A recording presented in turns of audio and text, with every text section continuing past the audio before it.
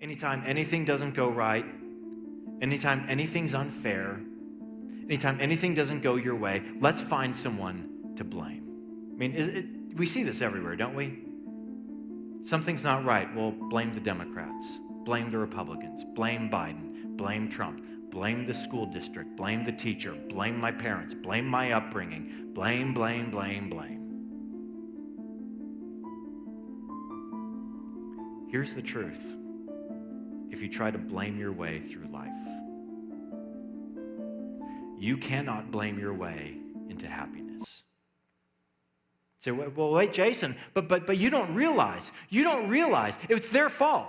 They're not being responsible with what's been entrusted to them, and we're getting hurt as a result.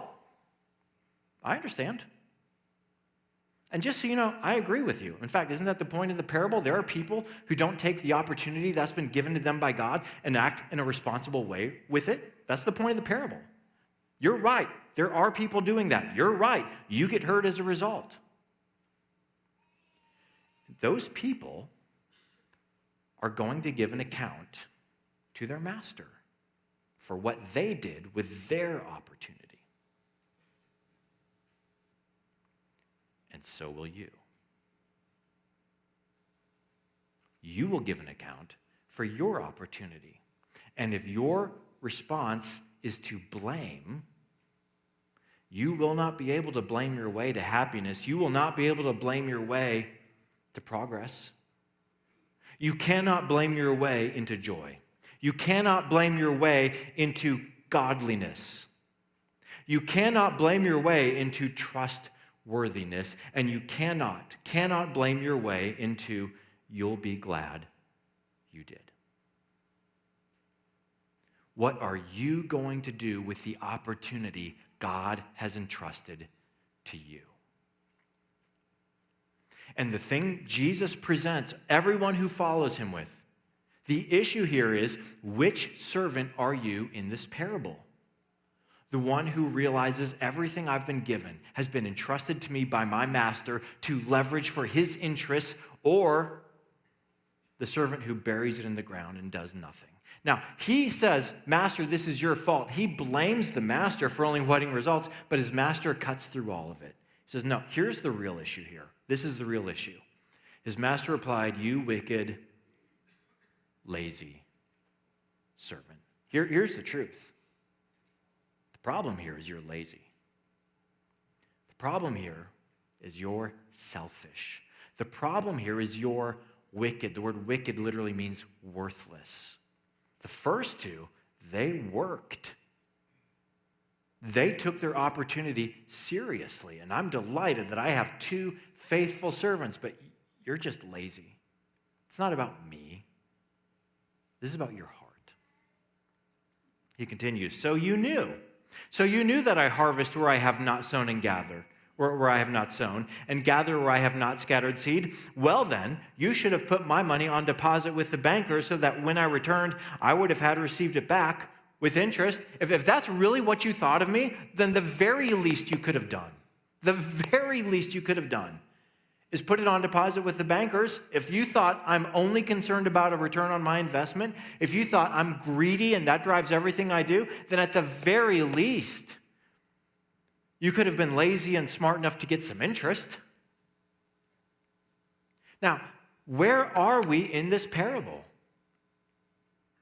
When you look at your life with what God has entrusted to you, again, your influence, your intelligence, your abilities, your wealth, your years, your connections, with everything God has given to you, where do you find yourself in this parable? Diligently using what you've been given to say, what God cares about are people's eternal destinations.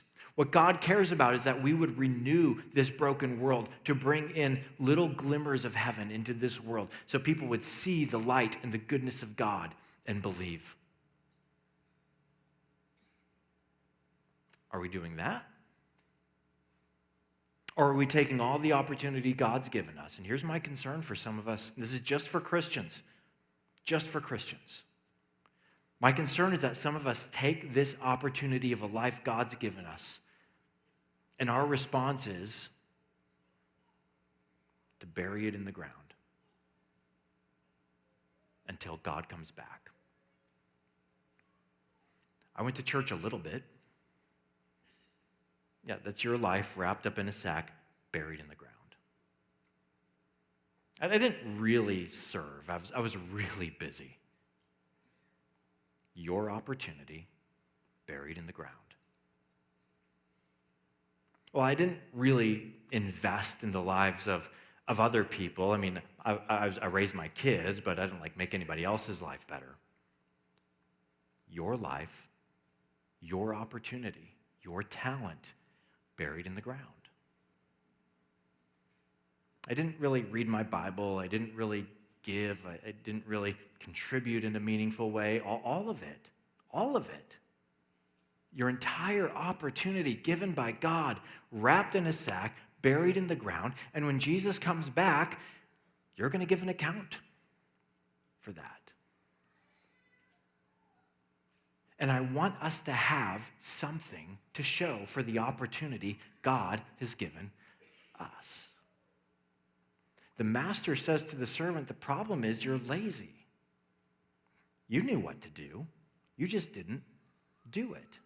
Now, this is not a fringe teaching from Jesus. You have to see how clearly and emphatically Jesus repeated this idea. If we rewind 9 chapters, this is what Jesus said in Matthew 16. For the Son of Man is going to come in his Father's glory with his angels, and then he will reward each person according to what he has done.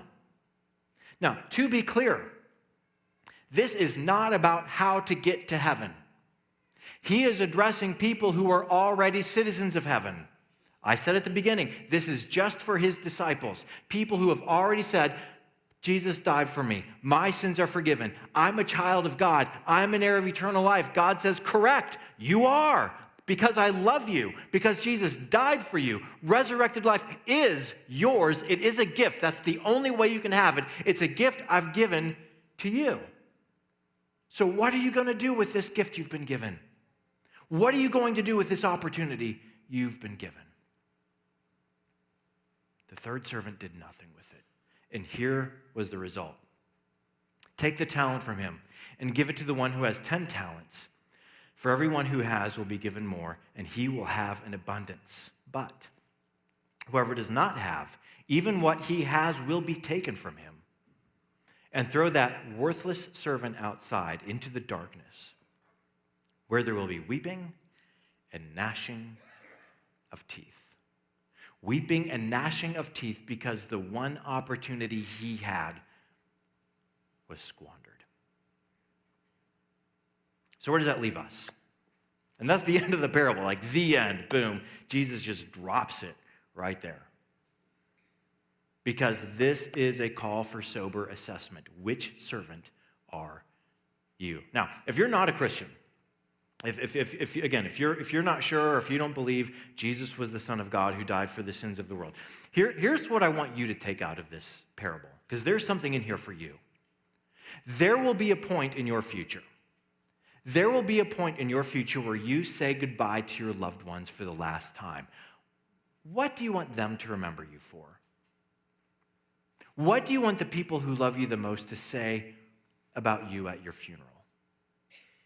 What do you want to look back on in your life and say, that was a meaningful life? That's what Jesus is getting us to here. There's going to be an end where you're going to have to look back and say, what did I do with this opportunity I was given? So even if you're not a Christian, you owe it to yourself to have a compelling answer to that question.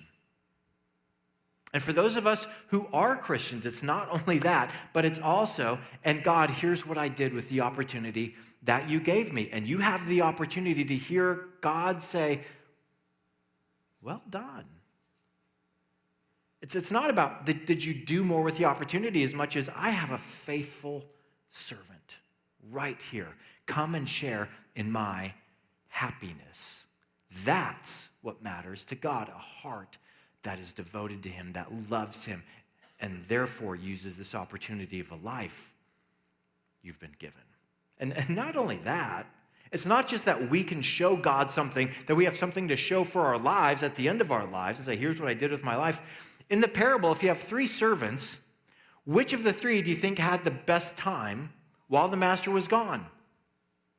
I bet it was the first two who woke up with purpose and conviction and ambition every single morning and had the opportunity to get to work and saw fruitfulness from their work, and they multiplied their work and things were moving and there was momentum. And then when the master came back, they had joy, they had pride. Hey, this is the opportunity and this is what I did with it. They had a satisfying time while the master was away.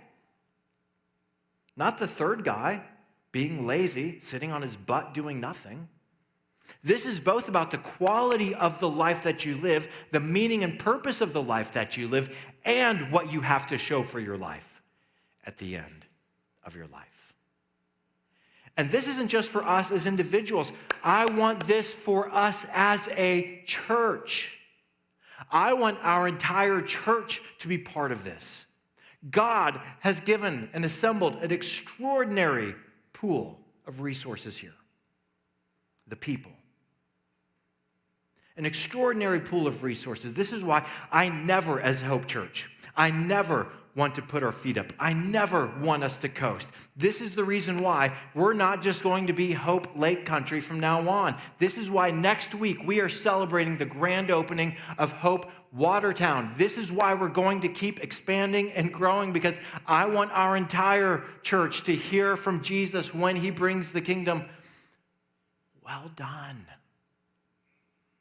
Well done, faithful servants. I want this for us. And I want this for you. But it doesn't matter what I want. What will you do with your opportunity? Now, I know that in a message like this, I know that for many of us, our reaction is hanging our heads in shame. Because we realized we already missed a lot of years and a lot of opportunity to invest what we've been given for the Master's glory. Now, if that's you, here's what I want you to hear.